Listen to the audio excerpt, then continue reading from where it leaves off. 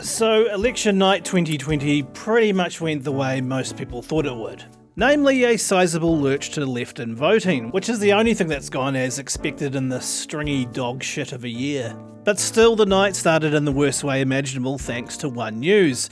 The news show handed over to the night's election coverage with a montage of people placing their votes set to 1990's mega hit, The Power. Stay off my back or I will attack, and you don't want that.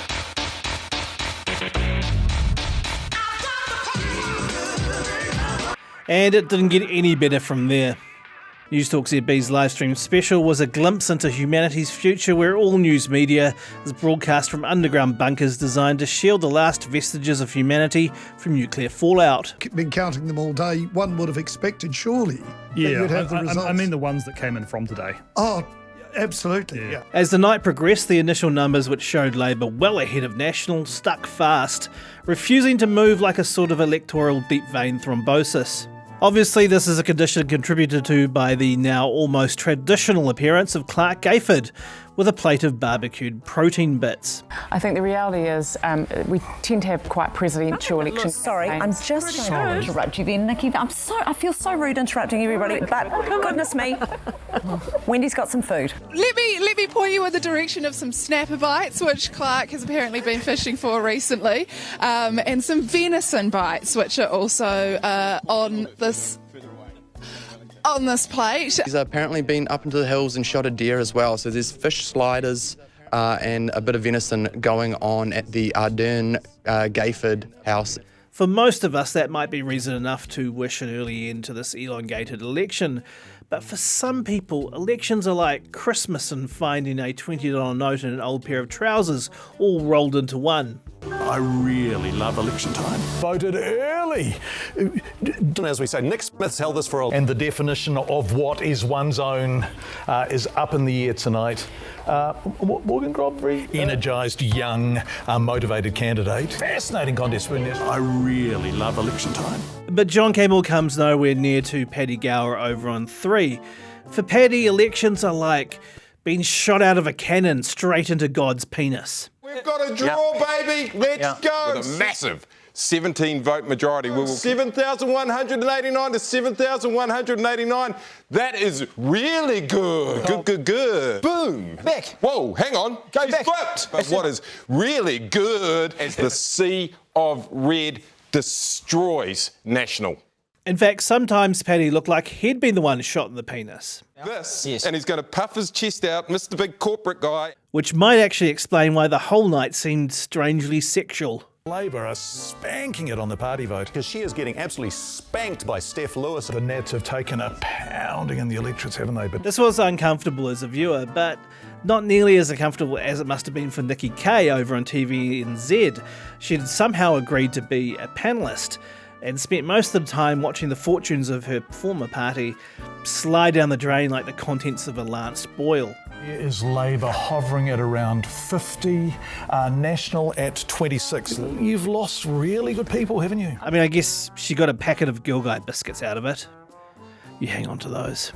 Over on 3, the National Party talent was Chris Finlayson, who either was being strikingly candid about his mental state. I'm pretty schizophrenic tonight because my joy that Winston has gone is matched by the fact that... Would you like to dance? Settling personal beef on television. And by the way, I say to the person who sent me a text to stop scowling, I'm not scowling, I'm actually remarkably relaxed. Chris, that's just how you look. Or just painting the worst possible mental images you can imagine. It's sort of like an enema that's gone through the caucus and flushed a whole lot of them away. As the night wore on, it was clear National's numbers stubbornly remained below 30%. Welcome back. Those numbers still just blowing my mind. And we were treated to a sort of marching wake of familiar faces, looking like they'd waded through the dismembered body parts of colleagues and loved ones. It's grim. Look. As far as the right goes, it looks like we might have said goodbye to Winston Peters. We'll all have to wait and see. But David Seymour arrived like a performer at SeaWorld to apparently spend his time picking at the skin on his hand. Oh God, leave it alone, man. Although if any Generation X's were watching, he cleverly folded in a subliminal call and response. From Cape Reinga to the Bluff, It's only one fee, that's good enough. It's tax keeps them full of life.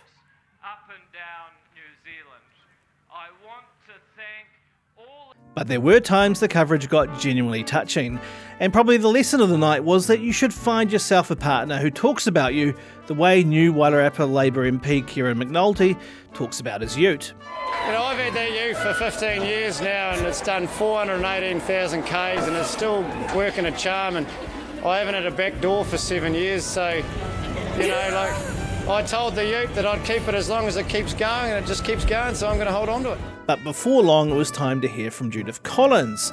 For clarity's sake, we've subtitled part of her concession speech. New Zealand will, on current policy settings, be in a worse economic position in 5 years' time than other countries that we compare ourselves to. And then we were waiting for Jacinda. She popped out briefly, causing absolute chaos when she did. Was that just to say hello to the punters situation? When she reappeared at the Auckland Town Hall, complete with 2 camera cranes, she graciously took us from this, at the start of the night, to the other end of the EDM spectrum with some local drum and bass.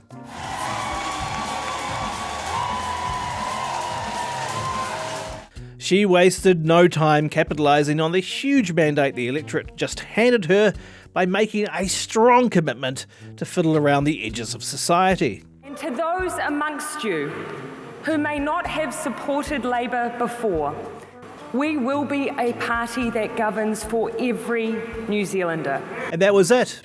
But for some, the damage was irreversible. It's just a man. Not behind every good woman, because this is like a 1953 intro, because some women don't have men, Obviously. some women have... Look, there's only one thing I really know, and that is that if we somehow make it out of all this mentalness, I'm going to find this person, I'm going to go flatting with them, and we're going to play Laser Strike every single day. And it would be a good life.